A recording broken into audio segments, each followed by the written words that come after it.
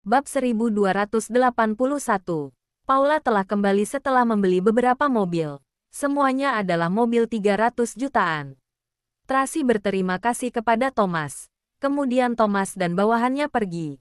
Naomi meminta para pengawal wanita menyiapkan makan dan kamar tidur anak-anak. Sisa pengawal lainnya mulai membereskan halaman.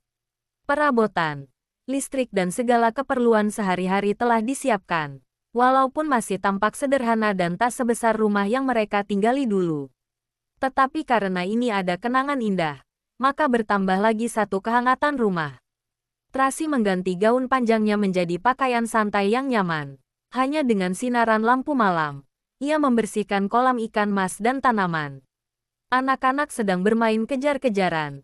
Paula sibuk mengurusi urusannya. Naomi dan Cecil menemani Tracy dari samping. Hari itu benar-benar hangat dan menyenangkan. Tengah malam, anak-anak mulai kelelahan. Beberapa pengawal membawa mereka ke lantai atas untuk tidur. Tracy menaruh ikan mas yang baru dibeli oleh Paula di dalam kolam ikan yang baru dibersihkannya. Ketika melihat ikan mas berenang ke sana kemari dengan cepat, ujung bibirnya pun tersenyum sukacita. Ia juga meminta Paula menambah pencahayaan, lalu mulai membersihkan tanaman di ujung dinding. Besok saja. Ini sudah malam. Anda tidak lelah. Naomi membujuknya dengan perhatian. Toh, aku juga tak bisa tidur. Melakukan sesuatu lebih menenangkan hatiku. Tracy mengusap keringat di keningnya. Lalu lanjut merapikan tanaman. Biar aku bantu. Naomi berjongkok ingin membantu. Tidak perlu. Tracy lekas menghentikannya. Tanaman-tanaman ini jika tidak dirapikan dengan baik akan mati. Aku tidak tega melihat Anda sibuk sendirian. Naomi membantu Tracy mengusap keringat. Ini bukan sibuk. Ini sedang bersantai. Tracy berbicara sambil menyekop tanah. Kamu pergi hubungi Amanda. Coba tanya tabib Hansen ada di mana. Jika ia masih di kota Bunaken, 2 hari ini kita pergi berkunjung. Baik, Naomi lekas menelepon Amanda. Nona Tracy. Paula mendekat dan tak bisa melanjutkan perkataannya. Pengawal di villa ini cukup banyak. Tak masalah tak ada kamu. Tracy tahu apa yang ingin ia bicarakan, tapi tidak boleh bermalam di luar. Sebelum pukul 1 subuh harus kembali. Baik, terima kasih Nona Tracy. Paula sangat senang. Hari ini Hartono menemaninya membeli mobil dan belum pergi. Ia terus menunggunya di luar. Paula tidak berani meminta izin, tetapi Tracy sudah tahu duluan dan menawarkan izin kepadanya duluan. Masih tidak pergi. Tracy mendongak kepala meliriknya. Pergi ganti baju yang cantik. Aku begini sudah cantik kok, hihi.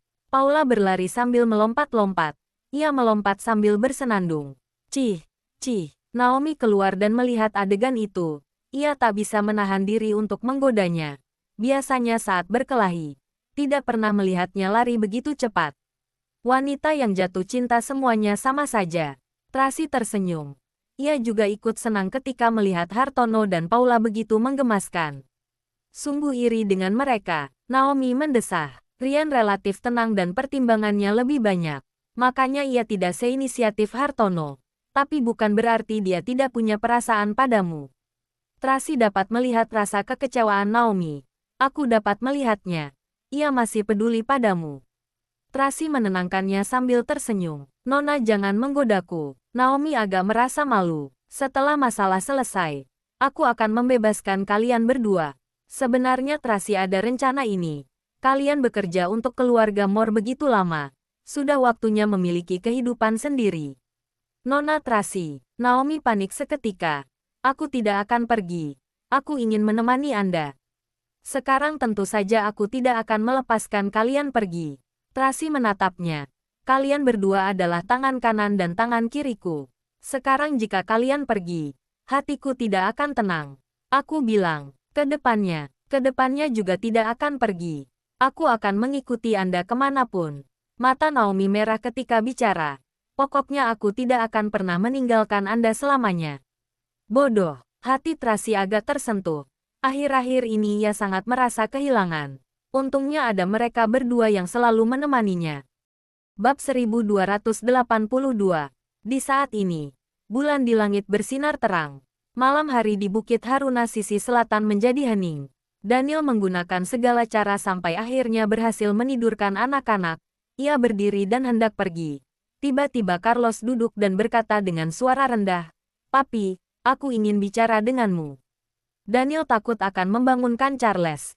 Ia memberi kode tangan mengisyaratkan Carlos untuk mengikutinya keluar. Kedua ayah dan anak itu tiba di ruang kerja. Daniel melepaskan mantelnya dan memakaikan ke tubuh Carlos. "Pakai yang agak tebal. Jangan terkena flu," ucapnya dengan perhatian. Carlos yang berumur 6,5 tahun terlihat agak lucu dalam pakaian besar ayahnya. Mantel yang besar menutupi tubuh kecilnya, hanya memperlihatkan kepala kecilnya. Carlos dapat merasakan kehangatan yang disalurkan dari pakaian itu. Hatinya menjadi lebih nyaman. Daniel duduk di atas sofa. Ia terbiasa menuangkan alkohol ke gelas untuk dirinya. "Papi, tidak boleh minum alkohol." Carlos lekas menghentikan. Paman Rian bilang, "Papi baru sembuh dari penyakit serius. Tidak boleh minum alkohol. Anak itu perlu dipukul." Daniel memakinya. "Sekarang kami bertiga sudah membentuk misi baru, yaitu mengawasi papi agar tidak merokok dan minum alkohol." Carlos mengernyitkan kening. Wajahnya tampak serius. Daniel tak berdaya. "Ya sudah, tidak minum." Ia adalah ayah yang baik, yang memedulikan perasaan anaknya dan lebih peduli pemikiran mereka terhadap dirinya. Jadi sekalipun ia berpura-pura, ia tetap harus mengendalikan dirinya. "Beberapa hari ini papi terus sibuk di luar, tidak sempat memerhatikanmu." Daniel mengulurkan tangan ke arah Carlos. "Coba papi lihat, apa kamu mengurus?" Carlos mendekat dan memeluk Daniel. "Papi, aku kira tidak akan bisa bertemu denganmu lagi," ucapnya dengan suara serak. "Dasar bodoh." Daniel mengelus rambut Carlos. Hatinya sangat tersentuh. Sejak membawa anak-anak dari kilang anggur di Bordeaux, ia langsung pergi menangani hal lain. Sama sekali tidak sempat mengobrol dengan anak-anak. Charles tak masalah, karena masih terus berada di sampingnya. Tetapi Carlos dan Carla telah berpisah 2 bulan darinya.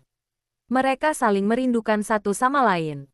Beberapa waktu ini, Carlos terus mencemaskan keselamatan papinya. Sekarang ketika melihat papinya baik-baik saja, akhirnya hatinya tenang.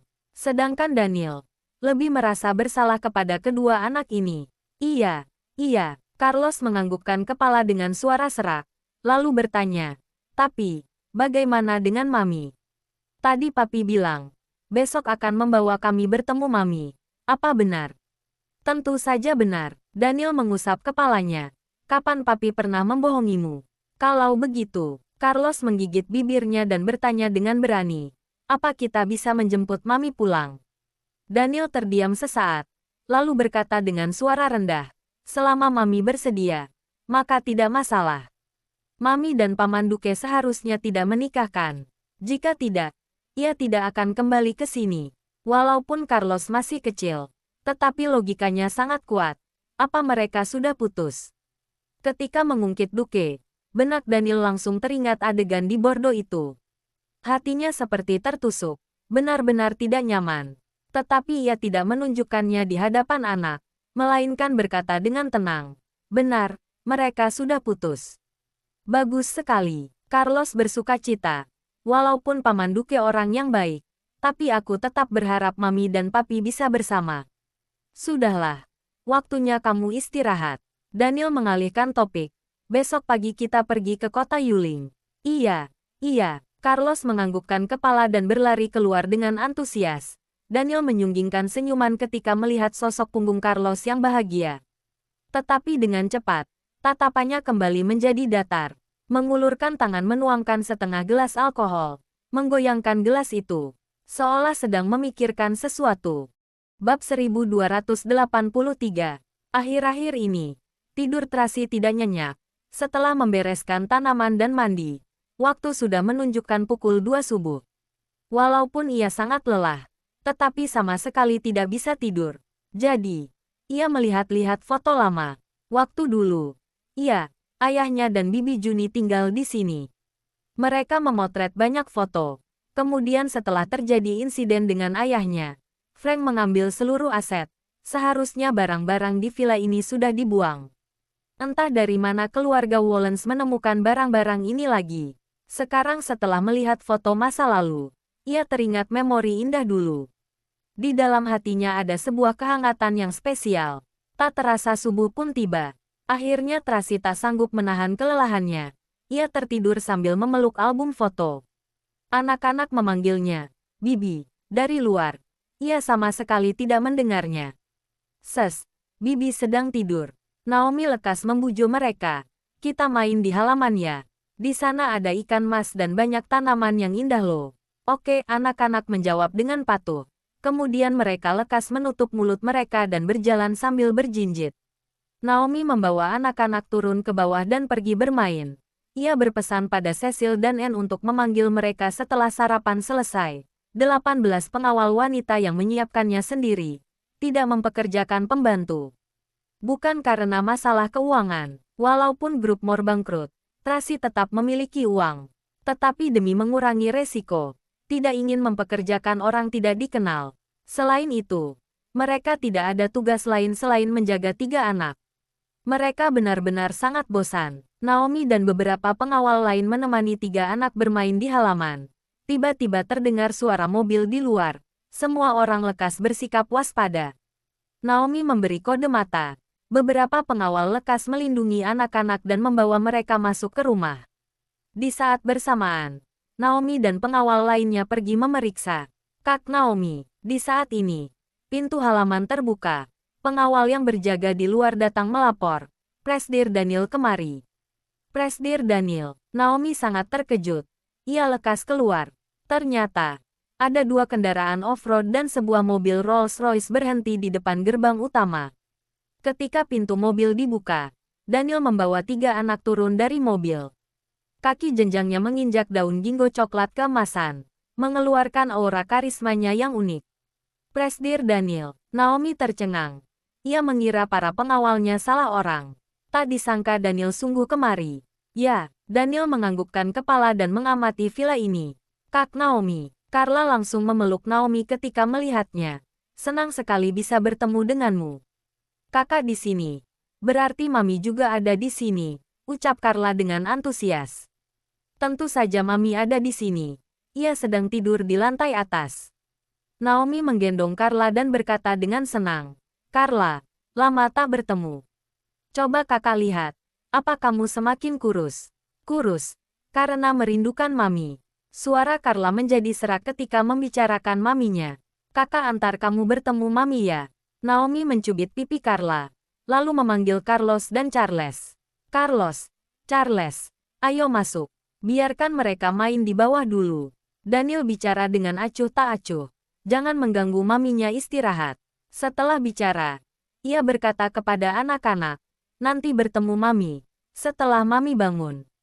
"Iya, Papi." Anak-anak menjawab dengan serentak. "Anak baik." Daniel membelai kepala anak-anak, lalu berjalan masuk ke dalam villa. Di saat ini, 3 anak perempuan lainnya juga buru-buru berlari keluar ketika mendengar suara Carlos, Charles dan Carla. Kebetulan sekali mereka berpapasan dengan Daniel. Ini adalah pertama kalinya Daniel bertemu dengan ketiga anak ini secara resmi. Ia mengamati sejenak, lalu mengernyitkan kening. Ini adalah anak Lorenzo Moore. 3 anak perempuan. 3 anak perempuan melihat Daniel, lekas bersembunyi ke belakang badan Paula. Mereka memeluk kaki Paula dan menjulurkan kepala kecil keluar, memandang Daniel dengan penasaran, seolah sedang mengamati seekor monster. Bab 1284. Tini bertanya dengan mulut cemberut dan suara lemah. "Kamu adalah papi dari anak-anak Bibi." "Dia galak sekali," Winnie berkata dengan marah. "Waktu di Taman Anggur, ia langsung membawa pergi Kak Carlos, Kak Charles dan Kak Carla." "Dasar jahat." Tini mengejek menggunakan wajahnya ketika mendengar Daniel membawa anak-anak pergi. Aku akan memanggil papiku untuk menghajarmu." "Hehe." Daniel tidak hanya tak marah, malahan tertawa. Ternyata begini cara bicara anak umur 2 tahun lebih. Suara kekanak-kanakan dan pelafalan tak jelas. Kamu yang kekanak-kanakan." Tini panik. Ia mengepalkan tangan dan bicara sambil menggertakkan gigi. "Cepat serahkan Kak Carla dan Kak Carlos." "Benar, serahkan." Winnie juga melambaikan kepalan tangannya yang berdaging dengan wajah galak. "Tini, Winnie, Biti." Di saat ini, Carla berlari masuk dari luar dan menegur dengan keras. Tidak boleh bersikap kurang ajar pada papiku. Wah, Kak Carla. Ketiga anak lekas maju memeluknya. Senang sekali bertemu denganmu. Aku rindu padamu. Aku juga rindu kalian. Carla memeluk mereka bertiga satu persatu, lalu menarik mereka bermain di halaman depan. Anak-anak ini galak juga, walaupun tatapan Carlos cuek ketika melihat tiga anak, tetapi matanya penuh dengan kasih sayang. Lebih galak dari Carla saat ia kecil. Charles tak berdaya. Benar-benar galak. Galak. Galak. Rosie mengikuti dari belakang. Mengulangi ucapan tuannya. Wah, ini adalah Rosie. Lucu sekali. Menyadari adanya Rosie, ketiga anak lekas mengelilinginya. Kalian lembut sedikit. Rosie juga anggota keluarga kami. Carla mengingatkan dengan lembut. Oh ya, mana burung elang Rosie? Burung elang Rosie sedang sakit. Jadi ia istirahat di atas. Paula berkata sambil tersenyum. Burung elang Rosie sangat malang. Lain kali keluar negeri jangan bawa dia lagi. Rasanya ia selalu sakit. Carla agak mengasihani Rosie. Nanti aku akan melihatnya. Siapa tahu setelah melihat kita, sakitnya akan sembuh. Kakak akan meminta orang membawanya kemari. Paula lekas memanggil orang membawa burung elang kemari. Anak-anak sedang bermain di halaman. Daniel naik ke lantai atas, ia langsung mengetahui kamar Tracy. Wanita itu menyukai posisi di dekat balkon. Seharusnya kamar kedua dari kanan. Daniel hendak mendorong pintu masuk ke dalam kamar. Naomi bergegas menghalanginya. Tetapi ia malah ditarik oleh Ryan. Kenapa kamu menarikku? Gumam Naomi. Biarkan mereka bertemu berduaan. Ryan berkata dengan suara rendah. Tidak akan terjadi apa-apa. Tapi, ucapan Naomi belum selesai. Daniel sudah mendorong pintu masuk ke dalam. Sinar matahari menyinari pinggir ranjang dan tubuh Tracy, membuat kulitnya yang bersinar mulus menjadi lebih cerah. Tirai jendela putih bergoyang ringan ditiup angin. Menyapu lembut kakinya yang ramping dan indah. Ia sedang memeluk album foto seperti anak kecil yang berbaring di atas ranjang. Tidurnya nyenyak sekali. Daniel pergi menutup jendela dan menarik tirai, lalu menoleh menatap Tracy. Sudah lama sekali. Ia tak pernah melihatnya dalam jarak sedekat ini. Juga sudah lama sekali ia tak sehening ini berduaan bersamanya. Tiba-tiba Daniel merasa keheningan ini benar-benar sulit didapatkan. Ia maju menyelimutinya, lalu mengambil album foto secara perlahan. Kemudian duduk di sofa memandangnya dengan hening. Walaupun hanya memandangnya, tetapi hatinya sudah sangat puas dan sangat bahagia. Dalam benaknya mulai muncul kenangan dulu. Hubungan manis mereka berdua. Cinta dan benci yang terus berdatangan sejak awal bertemu hingga akhir. Seperti klip film yang sedang ditayangkan. Segala macam perasaan berkecamuk di dalam hatinya. Membuat perasaannya campur aduk. Sebenarnya hingga hari ini, halangan di antara mereka berdua sudah disapu bersih. Sekarang waktunya untuk kembali bersama. Sayangnya, takdir tetap tidak mengabulkan harapan itu. Bab 1285. Daniel melihat ke bawah. Menatap jejak lebam di pergelangan tangannya. Matanya menjadi suram. Mungkin benar-benar harus disiapkan sejak dini. Jangan. Jangan. Tiba-tiba Tracy terbangun dari mimpi buruk. Ia ketakutan hingga sekujur tubuhnya keringat dingin. Daniel berdiri secara spontan dan pergi menenangkannya. Menepuk punggungnya dengan ringan. Tidak apa. Hanya mimpi. Aku memimpikan kakak. Tracy bergumam dengan linglung. Kemudian ia tertegun. Ia membuka mata lebar dan menatap Daniel dengan tercengang. Aku sedang bermimpikah? Kenapa kamu bisa di sini? Ia mengucek-ngucek matanya dengan kuat. Lalu membuka mata lagi. Setelah memastikan Daniel duduk di sampingnya, ia lekas bangun dan mengenakan mantel. Ketika ia tidur, ia suka mengenakan baju tidur sutra putih tanpa mengenakan pakaian dalam. Segala cahaya keindahan itu terpampang di hadapan Daniel. Seperti tak pernah melihatnya saja. Daniel memutar mata ke atas. Lalu kembali duduk di sofa. Ia menghidupkan sebatang rokok. Tracy lekas mengenakan mantelnya dengan benar. Menggulung rambutnya yang panjang dan berjalan ke kamar mandi untuk membilas wajah. Ketika keluar ia bertanya, "Kenapa kamu kemari?" "Anak-anak rindu padamu," jawab Daniel dengan sederhana. "Carlos, Charles, Carla juga kemari." Tracy bersukacita dalam seketika. Mereka di mana? Setelah bicara, ia ingin berlari keluar mencari anak-anak. Kamu keluar seperti ini. Daniel mengernyitkan kening dan berkata dengan suara rendah. Di luar sana ada banyak pengawal pria. Tracy baru sadar. Ia lekas kembali mengganti baju. Tetapi kamar ini agak sederhana. Tak seperti kamarnya dulu punya ruang baju. Ia hendak mengganti baju di kamar mandi. Tetapi kamar mandi sudah basah. Ganti di sini saja. Daniel berjalan ke sisi jendela sambil merokok. Tracy meliriknya. Lalu membelakanginya dan mengganti pakaian dengan cepat. Sudah, ucap Tracy pada Daniel. Daniel perlahan-lahan membalikkan badan dan menghembuskan keluar asap rokoknya. Tracy merapikan rambut di depan cermin. Lalu mengelap wajah. Sekarang sulit sekali bertemu anak-anak. Ia ingin memberi kesan yang baik untuk anak-anak. Daniel bersandar di jendela dengan elegan. Memincingkan mata dan menatap Tracy dengan diam. Asap rokok dihembuskan menutupi tatapan matanya yang ruwet. Dulu kamu tidak merokok. Kenapa sekarang merokok? Tracy meliriknya. Entah kenapa Daniel yang sekarang agak-agak melankolis. Dulu kamu tidur tak memakai baju. Daniel membalasnya dengan acuh tak acuh. Kamu, wajah Tracy merah seketika. Ia menundukkan kepala dan tak berani melihatnya. Daniel melihat wajahnya memerah. Seketika hatinya tersentuh. Ia tak bisa menahan diri untuk mendekatinya. Mengulurkan tangan mencubit dagunya. Lalu menangkup wajahnya agar Tracy melihatnya. Tracy melihat kehangatan dan kelembutan dalam mata Daniel. Lalu ia panik. Seolah mereka masihlah pasangan yang saling mencintai seperti waktu dulu. Seolah segalanya tidak berubah. Daniel mendekatinya secara perlahan. Bibir seksi menyapu keningnya, matanya, pipinya dan mendarat di bibir Tracy yang lembut. Menggosok-gosok dengan lembut, ia tidak menciumnya.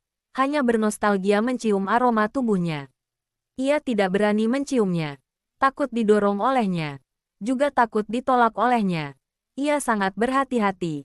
Seolah-olah sedang merawat mutiara berharga. Seolah menggunakan sedikit tenaga saja. Ia akan langsung menghilang. Tindakan yang menawan ini begitu memilukan dan menyedihkan. Saat itu, mereka pernah saling mencintai hingga tak sabar untuk menyatu menjadi satu. Tetapi sekarang, sudah berbeda. Begitu ia mendekati Tracy, ia akan teringat adegan kebersamaan Tracy dan Duke. Seolah sebuah pisau menancap jantungnya. Sakit membuatnya sesak. Jelas-jelas ia tidak ingin mengingat kejadian itu. Jelas-jelas ia berencana melepaskan. Tetapi entah kenapa ia malah selalu mengingatnya. Tok-tok, di saat ini, terdengar suara ketukan pintu dari luar. Kedua orang yang tenggelam dalam tindakan ambigu ini pun lekas tersadarkan. Tracy mundur secara spontan dan membalikkan tubuh, mengatur suasana hatinya. channel